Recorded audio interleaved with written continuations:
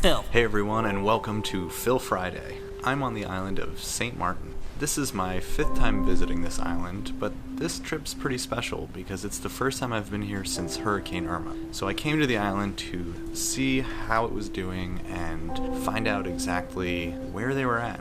Now, I was a little nervous coming here. I wasn't sure what to expect. The news was saying one thing, I was reading forums that were saying another, so I had to come down here and see it for myself. Let's start with the landing process. Princess Juliana International Airport took a hit. So I had heard about there's temporary tents up. That wasn't really the case when I arrived. So when you do land, you are going to exit the plane from both ways, and you're going to exit directly onto the tarmac. It's kind of a fun experience because you come right out of the plane and you instantly feel the heat of the Caribbean. And I actually enjoy when I do that in islands in the tropics. When you get off, you're gonna get onto some shuttles, which take you the length of the airport to what were not tents, but temporary buildings. The check-in process for customs was really fast. They had a lot of agents, so you went through and then instantly were where you collect your baggage. They no longer have the baggage carousels that you're used to, and instead your luggage is done manually and it's quick. And you're instantly on the island. So overall, the airport experience was actually quite pleasant.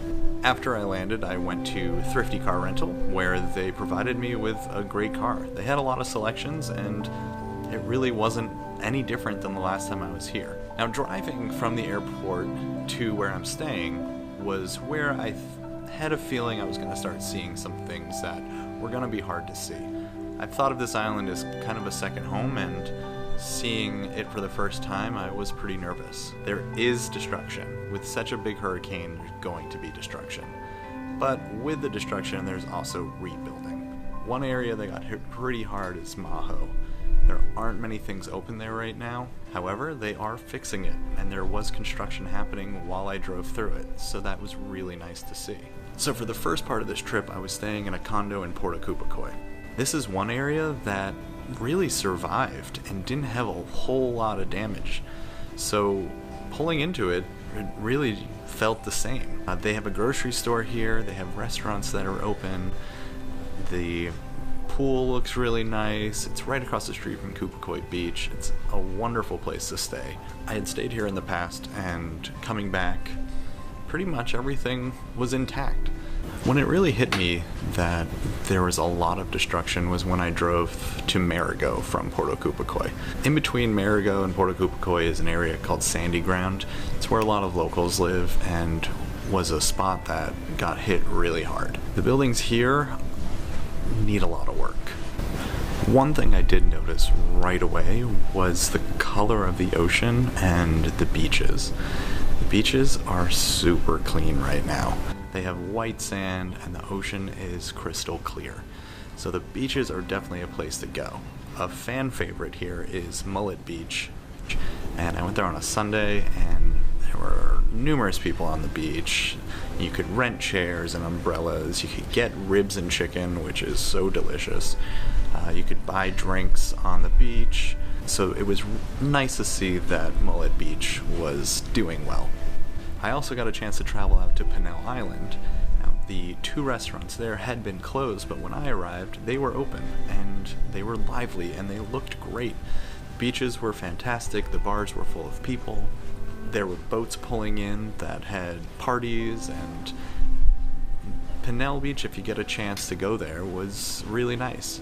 You can take a $12 round trip ferry. It's just a little boat that you take over to it. It's like a 5-minute ride out to Pinel Island. I highly recommend you do it. It goes out of the cul-de-sac, which is over by Orient Bay. Speaking of Orient Bay, this is an area that got hit hard. The bars and the restaurants and stores that were on the beach are no longer there. The beach, though, however, is ginormous now.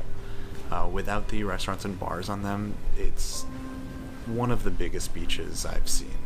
They still have some cleaning up to do there.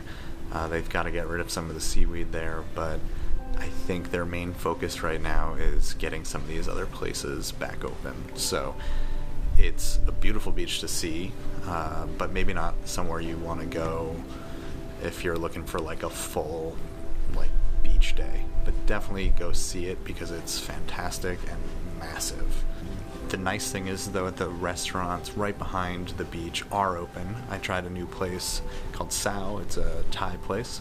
It was fantastic, and all the bars and the restaurants right next to it were also open. So Orient Beach is definitely a place you can go and you can have a really nice afternoon and then enjoy a really nice dinner. I also went and explored Baie Beach, which is in Terabas.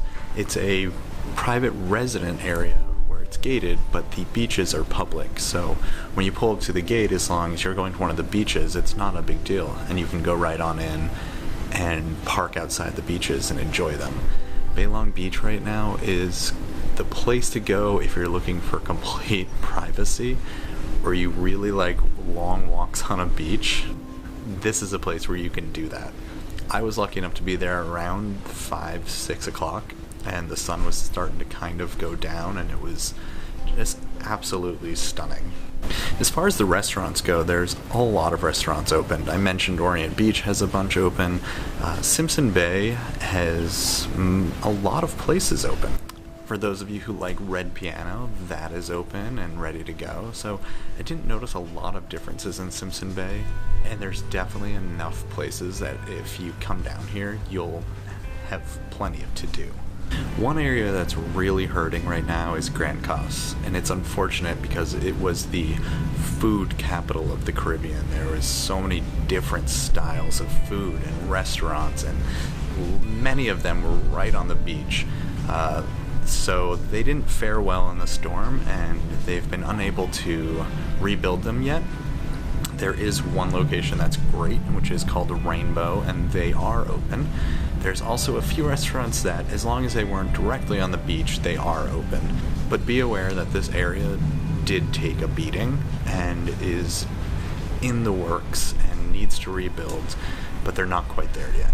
But hopefully soon, and it's not a reason to not come here just because Grand Case. There's plenty more to do on this island, but for me personally, it was sad to see Grand Case the way it was because it was really a special place. But they do have a few bars open, and there has been a few activities there, so they're doing their best to at least make it a place that you can go and you can still enjoy it. But just know that there's a lot of construction going on, and there's a lot of restaurants that are down, and it's sad. It's sad to see such a wonderful place have to start over and rebuild. But while it might not be your top place to go when you come here, I definitely recommend at least walking through it so you can get an idea of just how devastating this hurricane was. So I've been here for 1 week. I've done plenty. I've really enjoyed being back on this island, and I'll continue to research and see what else is here and continue to let you know what I'm up to. So that's it for Phil Friday, for my first update here on St. Maarten. I should have more coming to you. I am here for another 2 weeks, and we'll continue to explore this island and see everything else and how it's done. But when it comes down to it, come to this island and come support it now. It's when it needs it most. This island relies on tourism, and it's a wonderful place to come. There's plenty to do. There's casinos, there's restaurants, there's beautiful beaches. You will have an absolute blast. So remember to subscribe, and you will see my future updates.